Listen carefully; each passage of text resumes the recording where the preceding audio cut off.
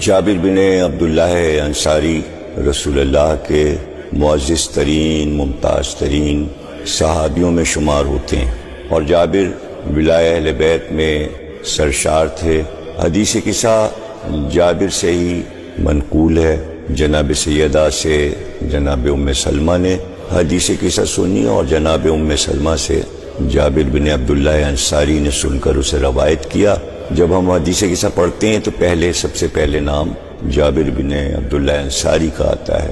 جابر آخری عمر میں نابینا ہو گئے تھے۔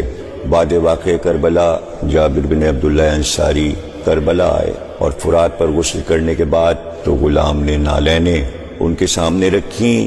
جابر نے کہا کہ اب میں نالینیں نہیں پہنوں گا، اس لیے کہ یہ کربلا کی سرزمین ہے، مجھے نہیں معلوم کہ کہاں پر فاطمہ زہرا کا خون اس زمین پہ بکھرا پڑا ہوا ہے۔ جابر بن عبداللہ انصاری قبر حسین کی طرف چلے، پیادہ چلے، پیروں میں نالین نہیں تھی، سر پہ عمامہ نہیں تھا، روتے ہوئے اور خاک اڑاتے ہوئے چلے، اور جب قبر حسین کے قریب پہنچے تو اپنے آپ کو قبر حسین پہ گرا دیا، اور منہ قبر حسین پہ رکھ کر بہت دیر تک روتے رہے، اور بار بار یہی آواز دیتے تھے، حسین میں نے تو تمہیں اپنے کاندھے پہ سوار کیا تھا، میں نے تمہیں اپنی گود میں کھلایا تھا، مجھے نبی کا وہ زمانہ یاد آتا ہے جب تم نبی کی گود میں گھر سے برآمد ہوتے تھے اور اصحاب تمہارا دیدار کرنے کے لیے کھڑے ہوتے تھے۔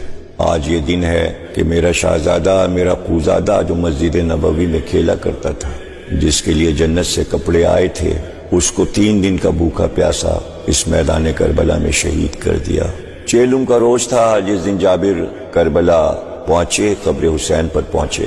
ابھی گریہ کر رہے تھے کہ غلام نے بتایا کہ کسی قافلے کی آمد ہے۔ قبر حسین سے آواز آئی، جابر میری بہن آ رہی ہے، میرا بیٹا سید سجاد آ رہا ہے۔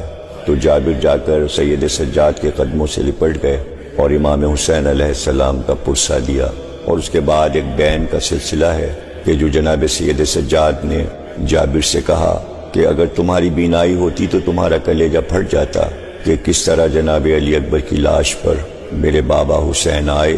ظاہر ہے کہ خیموں کا جلنا اور شہزادیوں کی چادر چھننا، یہ سب کچھ اگر جابر دیکھتے تو جس نے رسول کا دور دیکھا تھا اس پر کیا گزرتی۔